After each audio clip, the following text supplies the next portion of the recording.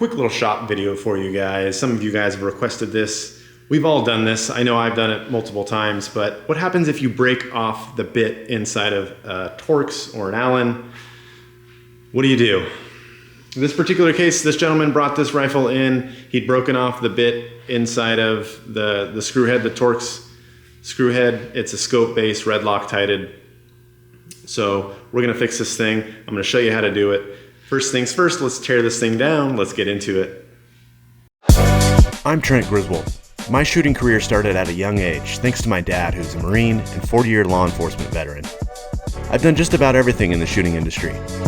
Competition, instruction, consulting, you name it. It's been a wild ride. In 2009, I graduated with my degrees in gunsmithing and opened up shop to build long-range precision rifles with my brother. Come on in and take a look at some of our latest projects and adventures. Okie doke, here she is. So, as I mentioned, you could see where he broke off the bit right there, right in that screw. You can see the red Loctite oozing out. I believe he mentioned that he tried heating this up, which is what you want to do to release the Loctite so you can get that screw out. However, he was unsuccessful. And again, we've all been in this position. If you've been gunsmithing long enough, you've probably encountered this. There's definitely a few ways to skin this cat. I'm going to show you how I do it. It's actually a hard job to bid because you really don't know what you're in for. Sometimes these guys come right out. Sometimes those broken bits come right out and you can put your own bit in there and just loosen this thing right up. And you wouldn't charge the customer as much as if we had to take this thing to a machine and all that stuff, which I have a feeling we're gonna need to do, but let's get this thing stripped down first of all and then we'll go from there.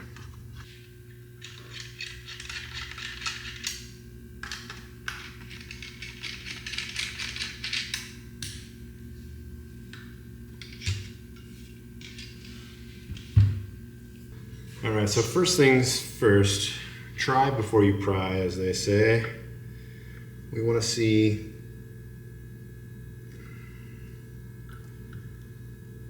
if we can undo these guys before we add any heat. If we don't have to add heat, then there's no reason to. Looks like those guys are all in there pretty good. They do have quite a bit of life on them. The customer was smart and he stopped after he broke that first guy there, I believe, and didn't go any further and didn't do any more damage to the rest of the screws, so that's great. I'm gonna go ahead and we're just gonna start with some heat right now.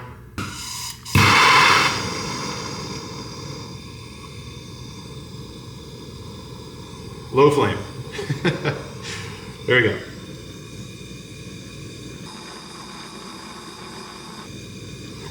Pull off, let that heat absorb.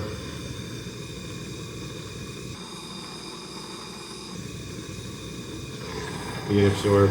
I'm going straight down as to not heat up the coating or the action.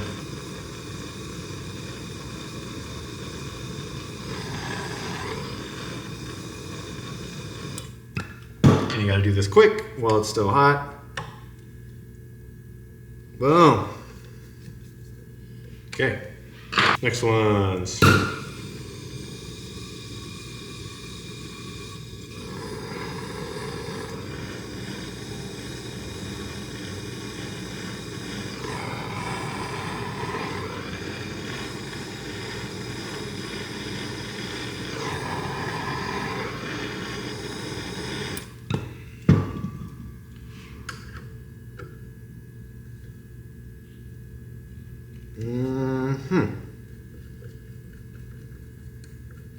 Money, money, money.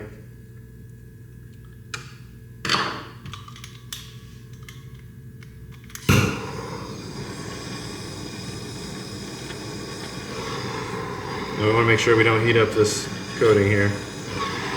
Remember, it's already warmed up a bit from the one we just did. Now I already see that thing smoking a bit. That tells me that the Loctite is cooking off. And that's it. All right, so we've got our other 3 screws out. What to do with our guy that's still stuck there? Now, if you didn't have a mill or a machine to basically mill the head of that screw off with, you could garage gunsmith it, I suppose, and do something like get a cutoff wheel, and you could grind a notch, sacrificing the base, of course, grind a notch in the top of that screw head and get a flat blade in there and break that thing off. That's one way to do it. But we are going to essentially put this thing in the mill and mill off that screw head.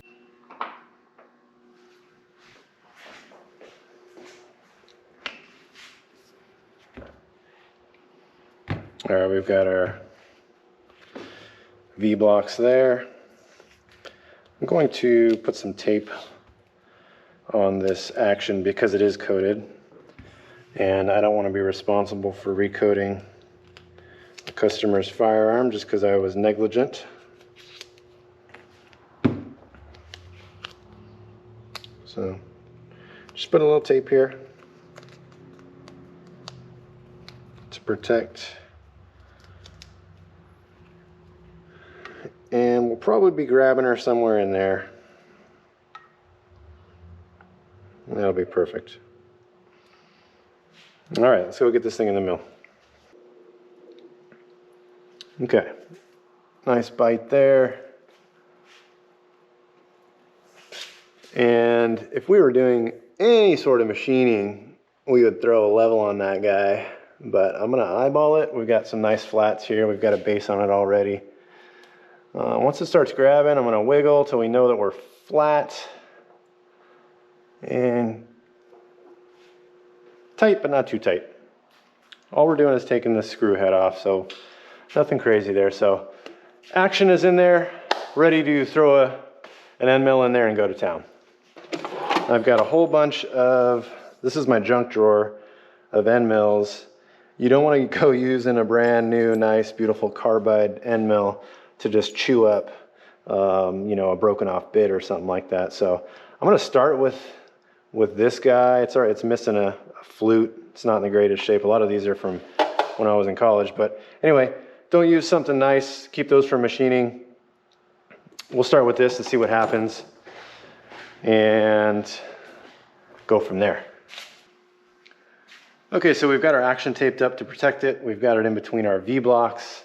We've got everything kind of plumb and level and parallel and all that good stuff. We've got our really crappy end mill in there that's missing flutes, and it's got material stuck on there. And we're gonna just basically come down and we're gonna kiss this thing and try to get rid of the screw head. Let's get at it. Let's start chipping away at this thing.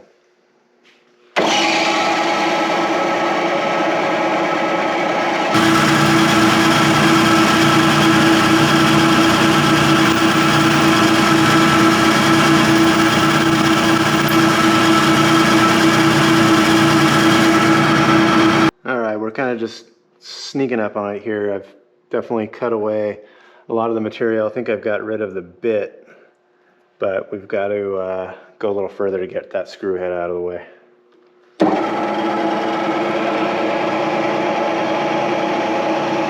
All right, so I'm going to take a measurement depth-wise to see how deep this guy is. I want to make sure we don't go too far.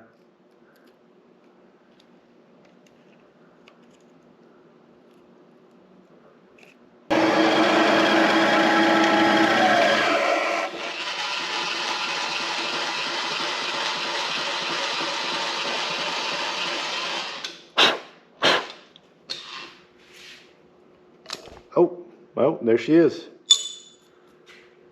And that is how we do that. So it looks like we've got plenty of material left here to work with as we attempt to get this guy off. All right, so we got her off. Unfortunately, we did have to remove some material from the base itself, but again, it's a relatively inexpensive aluminum base. And the reason we did that was to keep as much material from the screw as possible to work with. So we've got a good little chunk hanging out here. I think what I'm gonna do first is just try something as simple as putting some vice grips on there, getting it hot first, of course, to loosen the Loctite, and then putting some vice grips on there and see if we can't get it to turn. If we can't, we will go to plan B, but let's try that first.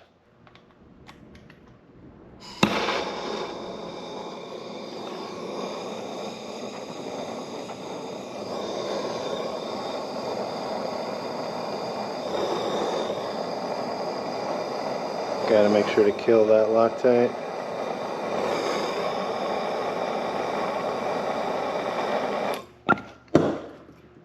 Do this quick.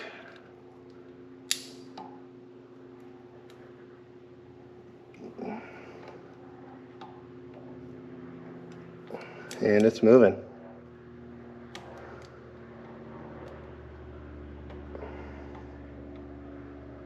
All right, beautiful. Beautiful. All right, guys, there we have it. That is one way to remove a broken bit and a screw. So that guy's starting to walk itself out. Loctite's destroyed. No discoloration of the finish.